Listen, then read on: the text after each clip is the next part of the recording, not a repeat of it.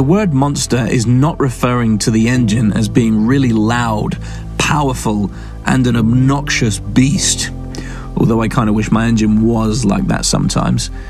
You see, all of us in this Mark 1 community drive old vehicles. Vehicles that are from the 70s, the 80s, and the 90s.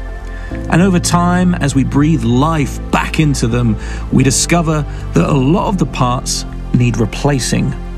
The floor panels rot, rubber seals crack, bearings perish, the wiring, don't even get me started on the wiring.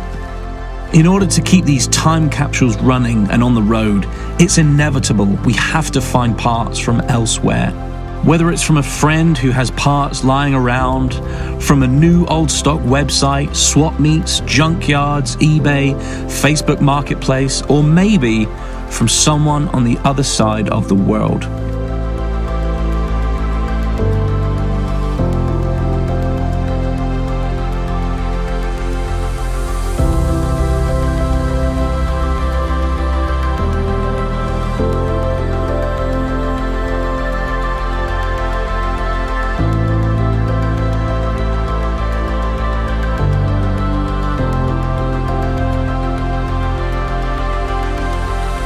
My point is, that vehicle you've been working on is no longer the same as when it left the factory.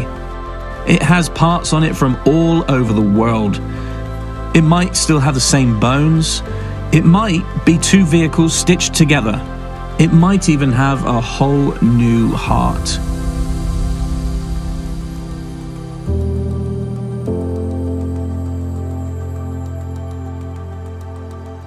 And from the very beginning, I've always thought these vehicles are like Frankenstein's monster, pieced together and made with the labor of love. We put so much time and effort into making these cars even more unique and special, and I often have to take a step back and think, the reason this is still running and driving is because of me.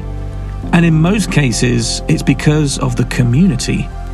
If it wasn't for our passion, these vehicles would be left for dead.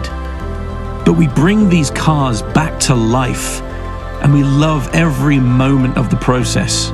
Well, almost every moment.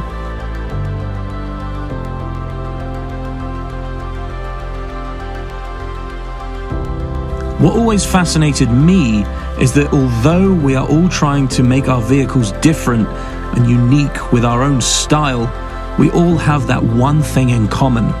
In one way or another, we are all Frankenstein, just trying to keep our monsters alive.